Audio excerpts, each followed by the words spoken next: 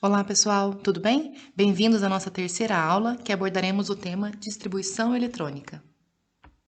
A questão de hoje é do Enem 2018, número 119, e diz assim: na mitologia grega, Nióbia era filha de Tântalo, dois personagens conhecidos pelo sofrimento.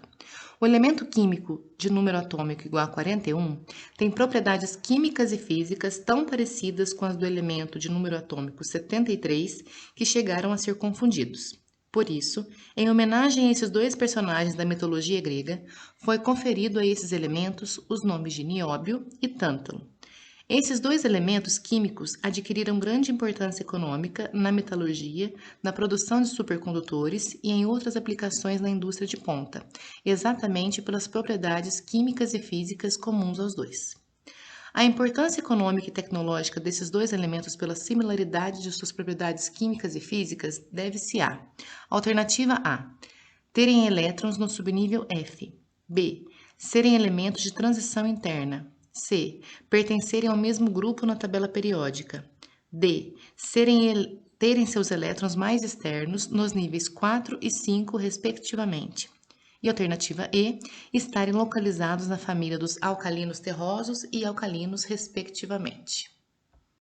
Para responder essa questão, nós vamos estudar cada uma das alternativas. A alternativa A afirma que os elementos possuem elétrons no subnível F. Nós sabemos que o átomo possui um núcleo positivo, com prótons de carga positiva e nêutrons de carga neutra, e elétrons ao seu redor. Esses elétrons se movem com tal velocidade que formam as órbitas, as camadas, com diferentes níveis energéticos.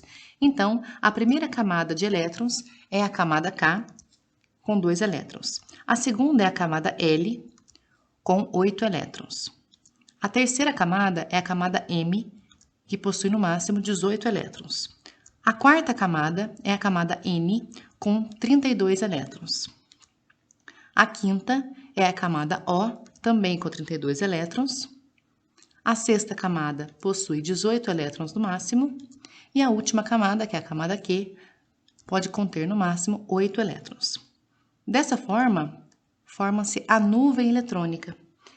E essa nuvem eletrônica tem diferentes níveis energéticos, sendo que a energia cresce em direção à última camada, tanto que essa última camada é a chamada camada de valência, que é de onde os elétrons são compartilhados, são retirados durante uma ligação química. De onde vem a quantidade máxima de elétrons por camada? Para isso, nós precisamos desmembrá-las. Então, nós descobrimos que existem os subníveis, que são subdivisões de cada camada. Nós temos 4 subníveis. O primeiro é o S, de número quântico secundário 0. O segundo subnível é o P, que apresenta número quântico secundário 1. O terceiro é o subnível D, número quântico secundário 2. E o último subnível é o F, número quântico secundário 3. Cada subnível comporta uma quantidade específica de orbitais. O primeiro subnível, S, tem um orbital. O segundo, P, 3 orbitais, variando de -1 a +1, de acordo com seu número quântico, com eixos x, y e z. O subnível D apresenta 5 orbitais, variando de -2 a +2, e o subnível F, 7 orbitais, variando de -3 a +3. O que são orbitais? São locais, regiões do espaço, onde há a maior probabilidade de encontrar o elétron. Então, cada orbital comporta no máximo 2 elétrons. Esses elétrons têm uma orientação específica. Nós vamos representar com a seta para cima, um elétron, e com a seta para baixo, o segundo elétron. Nesse caso do subnível S, totalizando 2 elétrons. Essa orientação, na verdade, essa rotação dos elétrons, é chamada de orientação de número quântico spin. Toda vez que o elétron estiver com a seta para cima, ele tem número quântico de spin menos meio. com a seta para baixo, número quântico de spin mais meio. Essa orientação faz com que não ocorra uma repulsão, uma vez que eles estão em rotação, girando em sentidos opostos. A partir do subnível P, que nós temos mais de um orbital, nós vamos preencher da seguinte forma. Primeiramente, nós preenchemos os elétrons para cima, posteriormente vamos preencher os elétrons para baixo, ocupando os orbitais, até que termine o último orbital.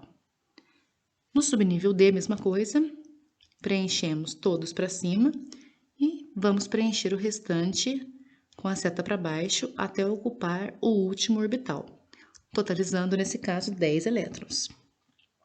O subnível F é a mesma coisa, preenchemos todos para cima, posteriormente vamos preencher todos para baixo até o último, totalizando 14 elétrons. 2 elétrons por orbital, como temos 7, 14 elétrons.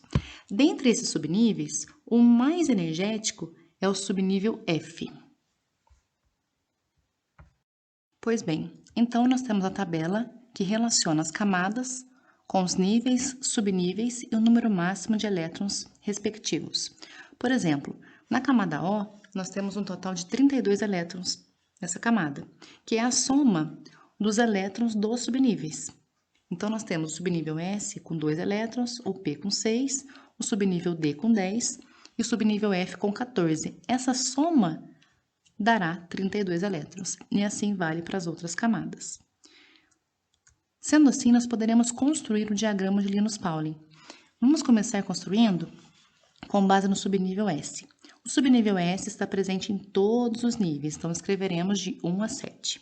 O subnível P está presente no nível 2 até o nível 7, o subnível D do 3 ao 6 e o subnível F do 5 ao 14. Cada subnível nós escrevemos em linhas verticais. Posteriormente, fazemos setas na diagonal até completar o último subnível. Posteriormente, unimos a ponta da seta com o final da seta da linha posterior, ficando esse esquema. A leitura será feita de cima para baixo, começando do começo da seta até o final da seta e fazendo esse movimento de zigue-zague, até o final, que será o 7p6. Dessa forma, nós teremos essa distribuição eletrônica em termos de subníveis energéticos, sendo que o subnível 7p6 é o mais energético. Note aqui, nós temos uma mistura de camadas. Por exemplo, nós temos 3p6, depois temos 4s2, depois volta para 3 e 10, então é uma mistura. Quando nós reorganizamos isso para níveis eletrônicos, para as camadas, nós temos uma junção, né? Então, todos os níveis 3 ficam juntos, depois todos os níveis 4 ficam juntos. Então, nós temos a distribuição em níveis energéticos, sendo que uma camada, o último nível, que é o nível 7, é o mais energético.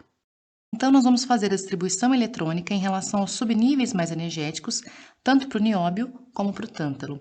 Note que esses dois elementos químicos são neutros, ou seja, não possuem cargas, não são cátions nem ânions.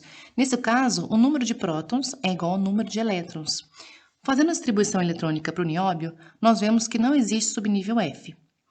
Para o tântalo, realmente existem 14 elétrons no subnível F na quarta camada.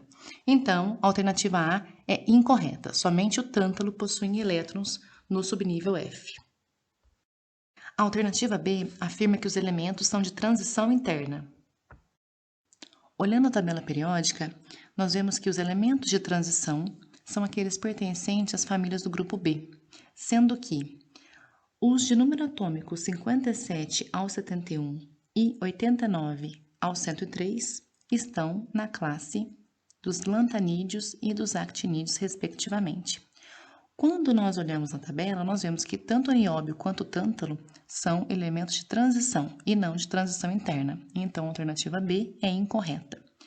Nós também podemos obter outra informação importante em relação à alternativa E, que diz que o nióbio faz parte da família dos metais alcalinos e o tântalo dos alcalinos terrosos, que também é uma informação incorreta.